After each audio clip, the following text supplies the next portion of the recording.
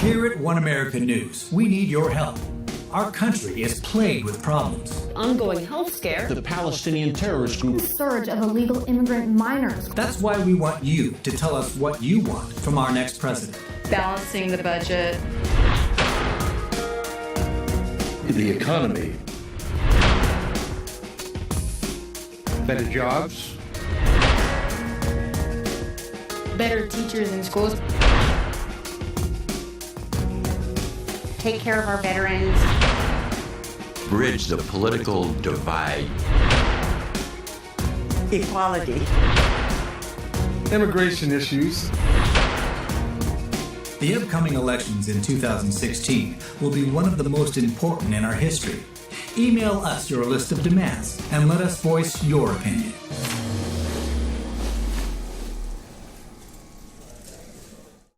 Greetings, world. We are anonymous.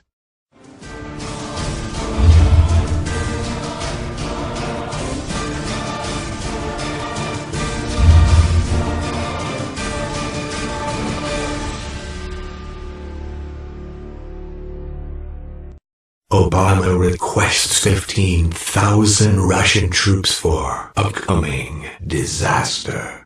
An unsettling report prepared by the Emergencies Ministry, EMERCOM, circulating in the Kremlin today on the just completed talks between Russia and the United States in Washington, D.C. says that the Obama regime has requested at least 15,000 Russian troops trained in disaster relief and crowd functions, that is riot control, be pre-positioned to respond to FEMA Region 3 during an unspecified upcoming disaster.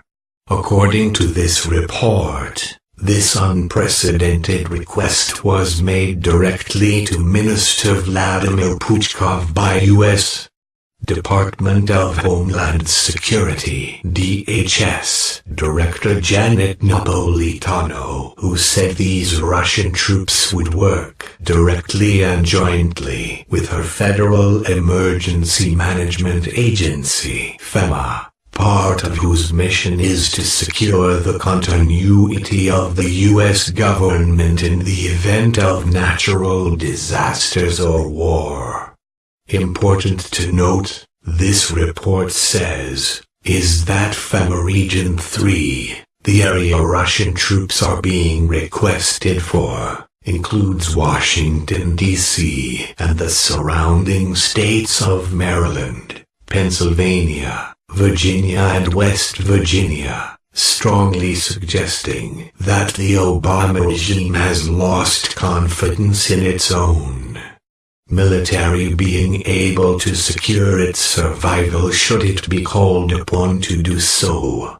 In his public statements yesterday regarding these matters, Minister Puchkov stated, "We have decided that the U.S. Federal Emergency Management Agency and Russia's Emergencies Ministry will work together to develop systems to protect people and territory from cosmic impacts," and further noted that his meeting with DHS Director Napolitano also covered other kinds of natural emergencies, such as recent years' extreme weather in both Russia and United States.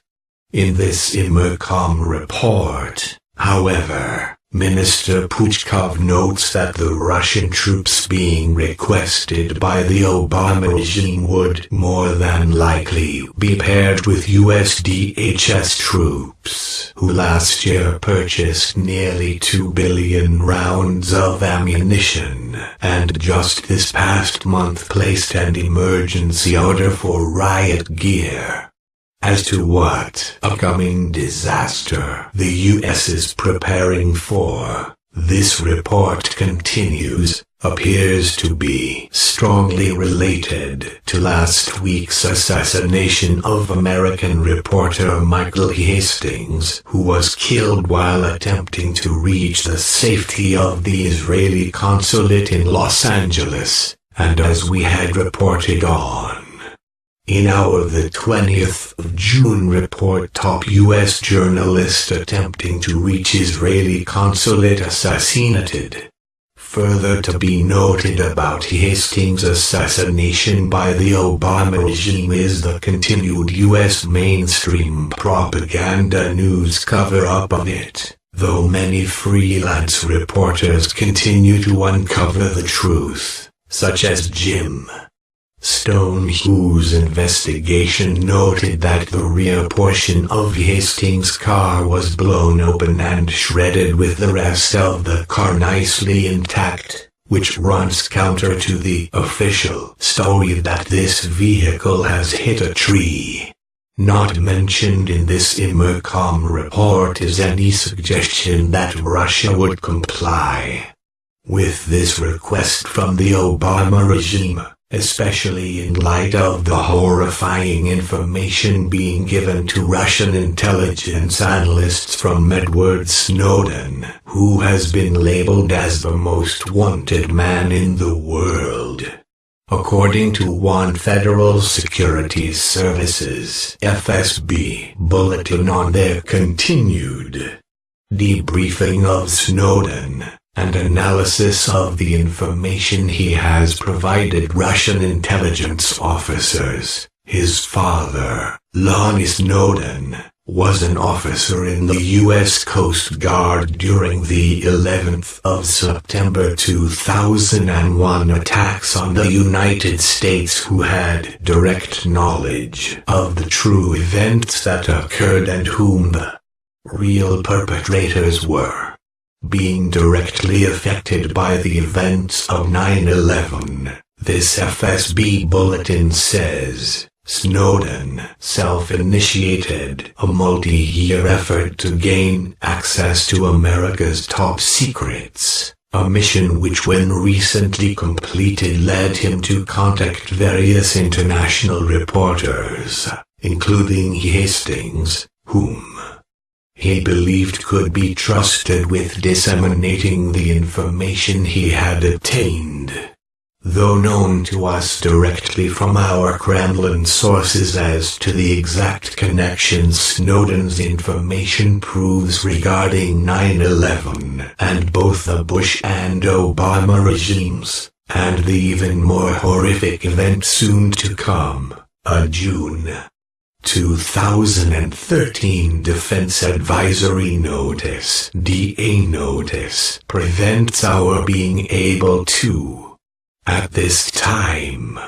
Likewise, and as the assassination of Hastings clearly shows, the Obama regime claims a legal right to kill anyone it so chooses without charges or trial they believe may threaten U.S. national security, and what Snowden's information reveals definitely falls into that category.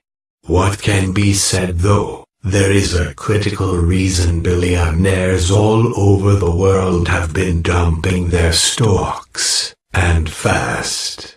And those who are not able to read between the lines will soon find themselves in the most dangerous situation they've ever encountered. Breaking news. New report on FEMA deal with Emercom. Russian forces to provide security situation they've ever encountered. Breaking news. New report on FEMA deal with Emercom. Russian forces to provide security. We are anonymous. We are legion. We do not forgive. We do not forget. Expect us. New York may be famous abroad for glitz, glamour and Park Avenue billionaires, but America's biggest city has passed a grim milestone. I record 60,000 people are homeless. In November, there were 60,352 homeless people in the city, including 25,000 children, up more than 10% on the 53,615 who were homeless in January 2014, according to the website for charity Coalition for the Homeless. Patrick Markey, Deputy Executive Director for Advocacy Coalition for the Homeless, said the historic homelessness crisis in New York had worsened since Mayor Bill de Blasio took office in 2014. He blamed the city's acute housing affordability crisis, policies of previous Mayor Michael Bloomberg, and failures in restoring permanent housing assistance for homeless families and children. On Tuesday, in his State of the City address, de Blasio made affordable housing a key promise of his administration in 2015. "We commit to ending chronic veterans' homelessness by the end of this year. Those who fight to protect our freedom abroad should never be left without a home," he said. He also promised 10,000 affordable housing units for the elderly, who deserve to retire in dignity, and people on fixed incomes with little recourse when housing costs go up.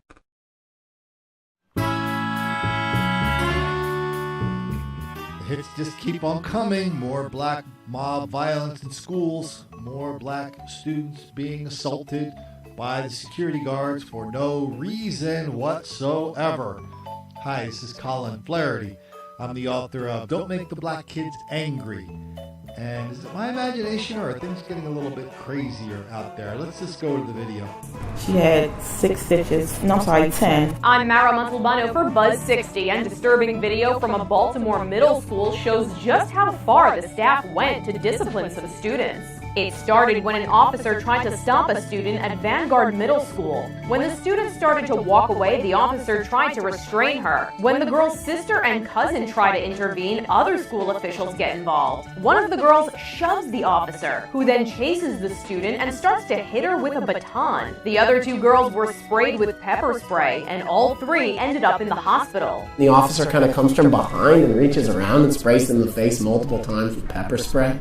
It's disgusting. The police union defends the officer's use of a baton because they say she was trying to make an arrest. The girl's parents have hired a lawyer, even though criminal charges were dropped against them because the girls were suspended and sent to an alternative school, a decision they're fighting. Oh, the lawyer doesn't like that. He says it's disgusting.